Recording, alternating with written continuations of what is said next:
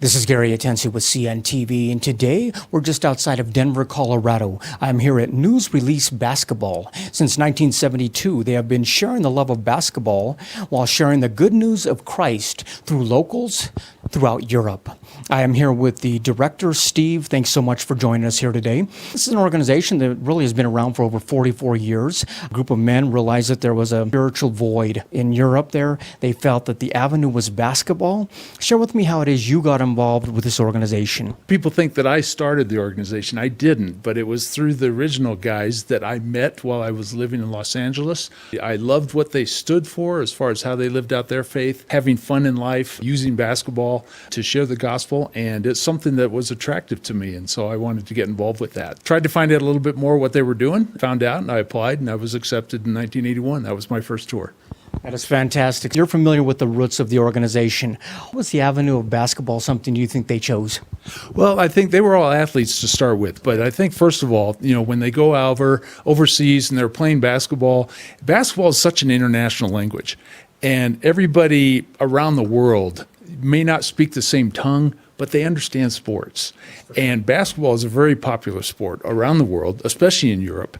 So we bring these basketball teams over to Europe, and they found that people were very attracted to us. They were attracted to the teams. So we do that in a way to help us get to know them get to know us, and then that way share the rest of our lives with them.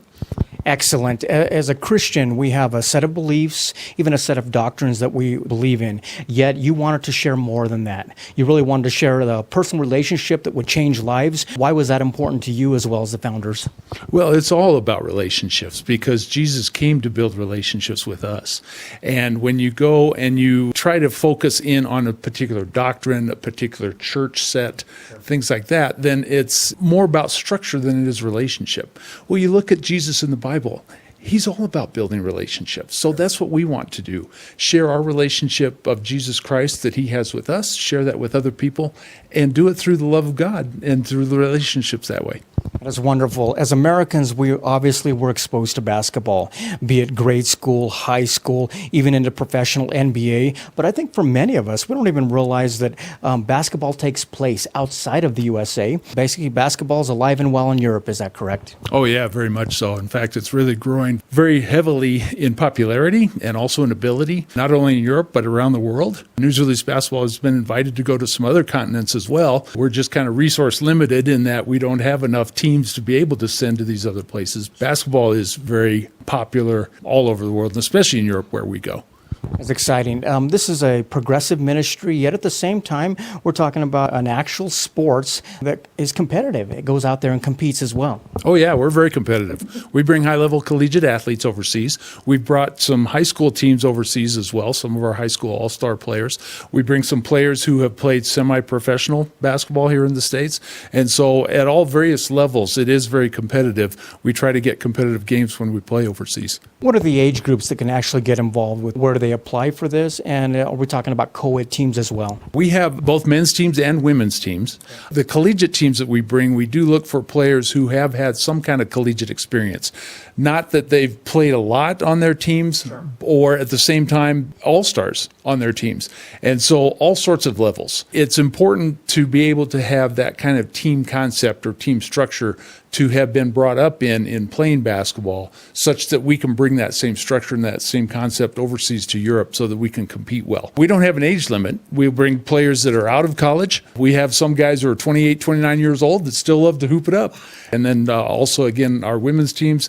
Sometimes we are able to go with high school teams, so we'll bring some high school athletes as well.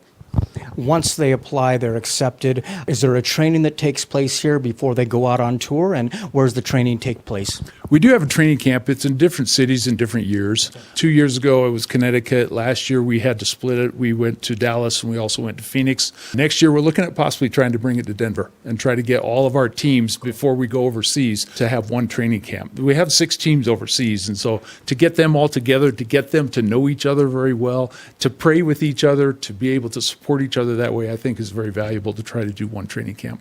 Speaking of overseas, this is a tour that really covers some ground, both Eastern and Western Europe, places like Madrid, Dublin, Belfast, Munich, just to name a few. It's got to be pretty fast-paced. What is the time frame that these tours take place?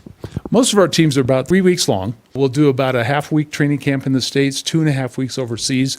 We like our teams ideally to go to one location each week. So for 1 week, they'll be in one city. For another week, they'll be in another city. Some of our teams are able to go to 3 or 4 cities within that time frame. We've had one of our teams several years ago just stay in one location for the whole 2 weeks. So it's just kind of whatever the needs are at that time. Excellent. Competition is definitely basketball, but the cause is Christ. This is really something that is centered around sharing the good news of Christ. Oh, yes, for sure. And so we'll share our faith at halftime of our games, but also we try to do the basketball camps, which build those relationships with those kids week long. And then also when you're in a town for a whole week, you get to know your host families very well. You get to know the people in the town very well. You get to know those camp kids well. And so again, you're building those relationships. And so we can share our faith that way in a one-on-one relationship. This is really a program that is built around people. They are going to experience things like worship, fellowship, praying, praise. These are all things that take place pretty much on every tour there. Oh, yeah, for sure. We try to do Bible studies while we're on the tour as well, because we want our players to realize, hey, going overseas, we're sharing our faith, but it's also all about building family. So we just want to represent God's family. What does God's family look like to us as we go over as a family of the Lord and, share with people overseas that way, also share within ourselves, and we just all continue to kind of grow. This really is a relationship that basically is building family. It's building community, not only fun and enjoyable for the participants, but I imagine even the spectators, this has to be a fun thing to watch. Oh, yeah, our spectators love it.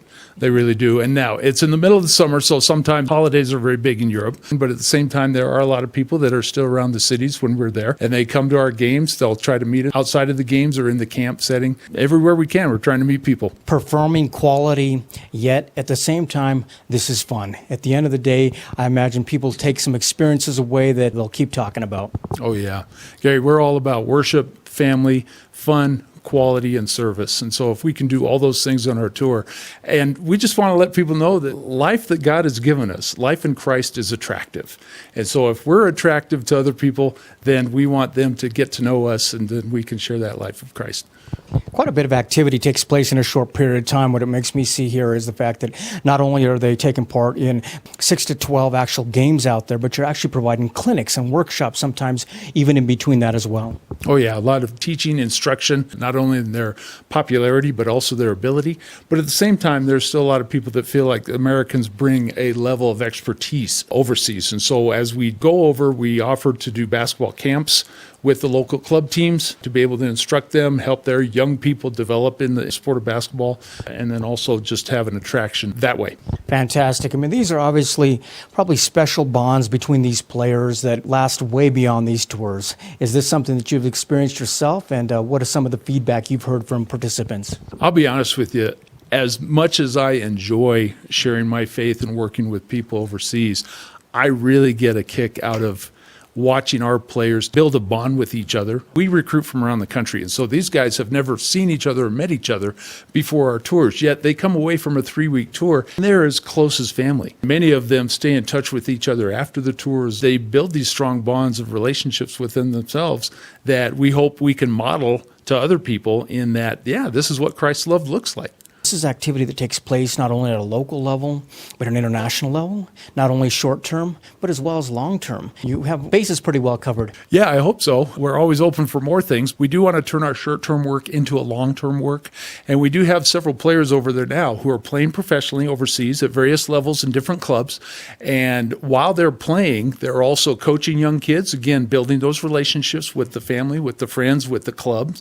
They're also doing youth work. Some of them are involved in a local church as they're playing basketball in the local town. We place players as well as place youth workers, basketball being their avenue, but yet, again, they're sharing their love for Jesus Christ with the people that they're there year round. Another thing, we've been showing on the screen here some imagery from the actual local team, which took place in Phoenix. Tell me about that. 3 years ago, my associate started a team, we called it the Legacy Tour, where we bring guys who are done playing with their collegiate career, but yet they still want to play basketball. We start them in Phoenix. They'll play exhibition schedule in Arizona and also California with some of the Division II, Division III colleges. Purpose there is, again, we're sharing our faith in Christ, but it's also really a lot of inroads and to help these young guys understand and know how God works in their lives so that they can develop and be productive young men in the Lord as they grow up and grow beyond basketball. It was enjoyable to actually do the research on the organization, reading some of the testimonials out there, even some of the players who are saying, I played lousy tonight, we lost a game,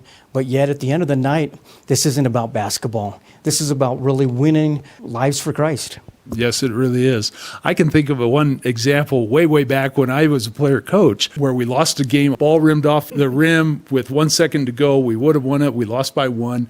But yet, as a result of that loss, the crowd, the audience saw how we reacted and how we responded to that, understanding the place of a game in God's kingdom. And they were so touched and so moved by that several people became more interested in Jesus because of the loss rather than the win. So yes, there's always life lessons in basketball. There's always impacts through every game, through the wins, through the losses, through the competition, through the relationships. Always exciting for people not only to view Christianity by the book, but actually Christianity in life. And that's really what their spectator is able to see right there. Oh yes, I would say so. Wonderful. Viewers, take a look at the bottom of the screen right there. What you're going to see is their website. On the website, you can take a look at the tours, a lot of the dates they have there. They also have a Facebook page where they'll keep you comprised of tour dates they have out there. You can also apply right there online as well. Like you said, there really is no age limit. Collegiate experience is something they look for, but the love of basketball and obviously the passion to go out there and share Christ across the world. It's a nonprofit. Obviously, you need a support team here locally in the U.S., as well as even a staff in Europe, I would imagine. That all takes resources.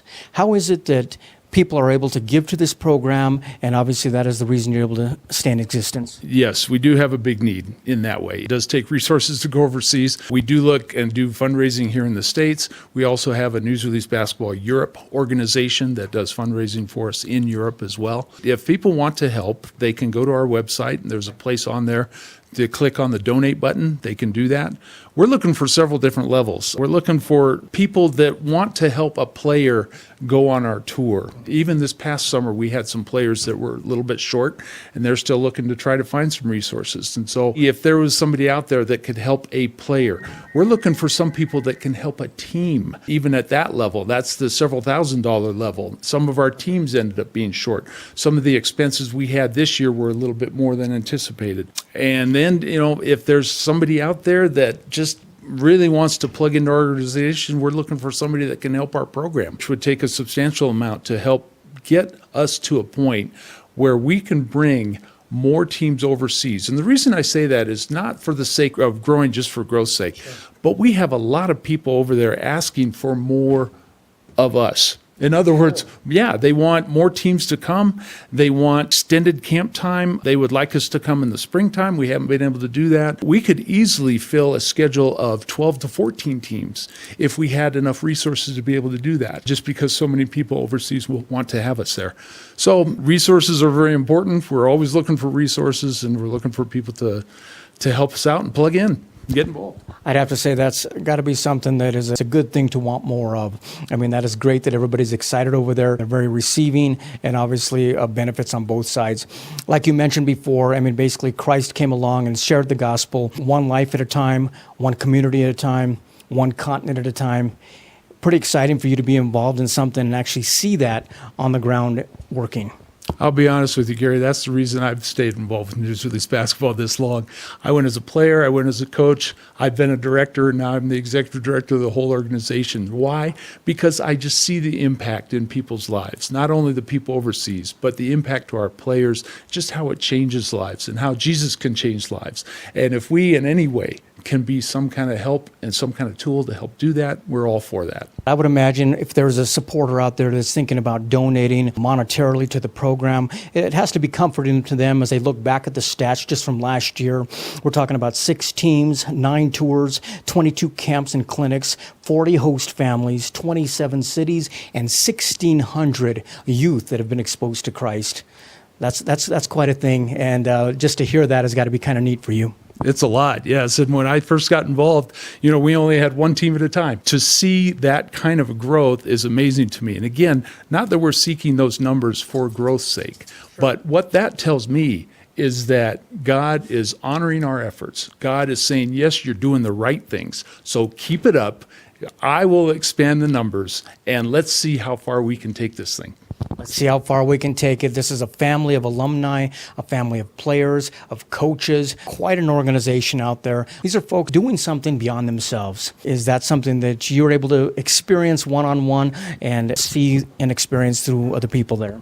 Oh, yeah, very much so. I've seen it in my own life. I never anticipated when I got out of college that I would be doing this kind of a work, but yet it had such an impact in my life. God just kind of opened my eyes to world missions. I've seen the impact to our players. I've seen the impact kids overseas that we touch, that we reach. What's nice about me having been involved with the organization for so long is the fact that I'm able to see these kids from 10, 20, even 30 years ago, and they grow up and they get into the leadership of developing their camps. And so because they built a relationship with Jesus Christ themselves, then they turn it around and expose other kids and the young people nowadays to that same kind of love. I get to see it over and over and over again, and it's just a real joy for me.